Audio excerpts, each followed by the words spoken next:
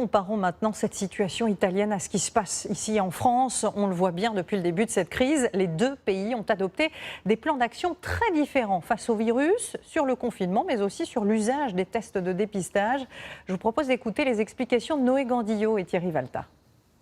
À gauche, Crépy-en-Valois, 15 000 habitants. À droite, Codogno, près de Milan, exactement la même population. Deux villes très durement frappées, deux stratégies bien différentes. Dans la commune de l'Oise, on vit et on circule presque normalement. Celle de Lombardie a immédiatement été mise en quarantaine il y a 15 jours, dès les premiers cas détectés.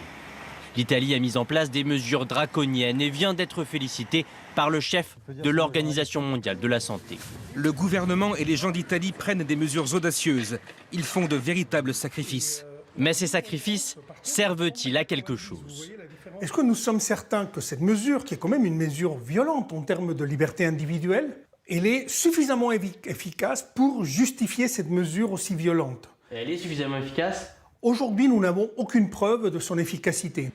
La France a choisi dès le départ une autre méthode. Plutôt que de confiner, rechercher le patient zéro, c'est-à-dire enquêter pour identifier le premier malade, et ensuite retrouver tous ceux avec qui il a été en contact. Vous avez été identifié comme contact avec une personne qui a été testée positive pour le Covid-19.